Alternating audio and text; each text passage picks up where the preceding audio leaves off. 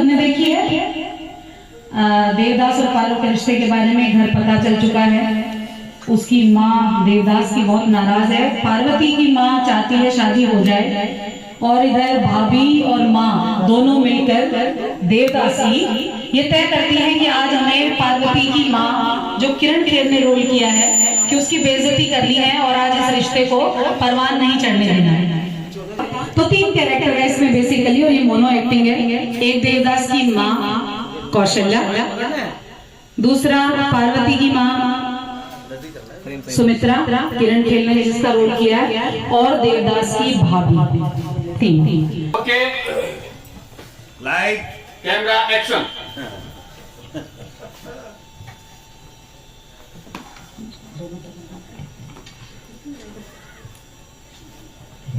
ये क्या है सुमित्रा?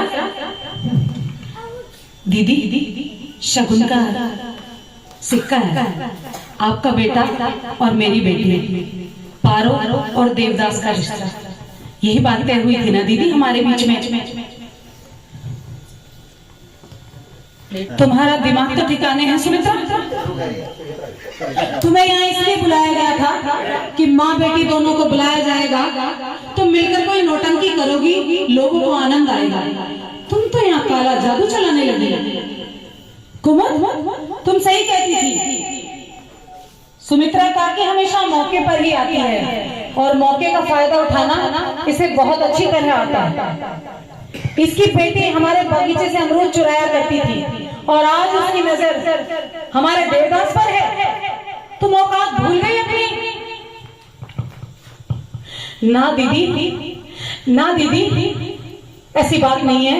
देवदास और पारो बचपन के साथी हैं। दोनों एक दूसरे को बहुत प्यार करते हैं। मैंने उनकी तड़प को अपनी आंखों से देखा है। आपका बहुत बड़ा परिवार है दीदी, शायद आपकी नजर नहीं पड़ी होगी। आप इस रिश्ते के लिए मना मत करिए दीदी, फिर चाहे आप हमसे कोई रिश्ता ना रखें। जब कुएं का पानी ही गंदा हो तो घड़े की जात क्या पूछना। हम जमींदार हैं, मछली खाते हैं तो कांटे को हलक में फंसने नहीं देते। एक तो पड़ोसी का घर, ऊपर से नीच कुछ। चलो भूल भी जाओ कि तुम नीच कुल की हो, एक बार के लिए भूल भी जाओ कि तुम नीच कुल की हो, लेकिन अपनी औकात का तो ख्याल रखा होता। अपने खोटे सिक्के को यहाँ चलाने की कोशिश मत करना सुमित्रा। भाभी है पीछे से। छोटू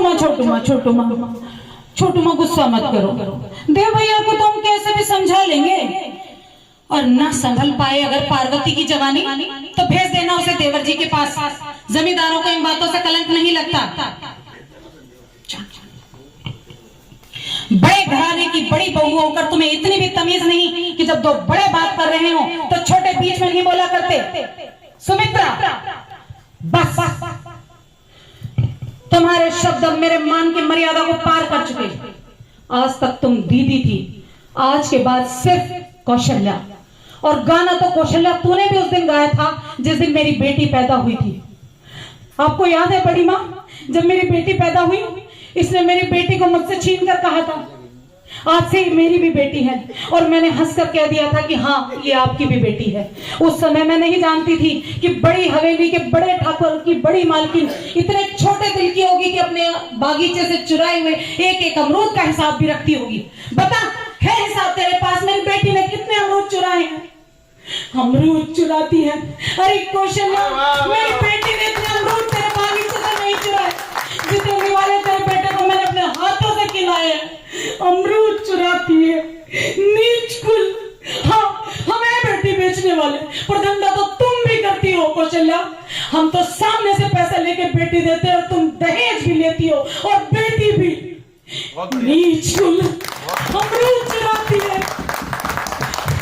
सिक्के की खनक, सिक्का खरा है या खोटा है इसकी परख उसकी आवाज से होती है, लेकिन तुम सुन नहीं पाओगी कौशल्या, क्योंकि तुम बहरी हो जो अपने बेटे के दिल की धड़कन नहीं सुन सकती।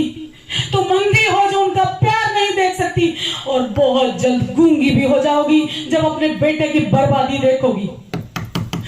जा रही हूं। और सुनो, तुमने जिस लक्ष्मी का अपमान किया है उसी लक्ष्मी की सौगंध है मुझे, आज से 7 दिन के अंदर अगर तुमसे बड़े खानदान में मैंने अपनी बेटी का रिश्ता नहीं कराया तो 8वें दिन बिना पूछे मेरा मातम मनाने आ जाना। आई तो थी तुझे दुआएं देने कि तेरे घर चांद सा बेटा हो, पर अब तो यही दुआ निकलती है तेरा घर भी चांदनी से आबाद हो, तेरे घर भी बेटी हो। वाह, इसको धक्का देने वाला परफॉर्मेंस। खड़े होके ताली बजाइए। बहुत बढ़िया, ये मेरा प्रयास था। बहुत बढ़िया, बहुत बढ़िया। सर भी खड़े हो गए थे।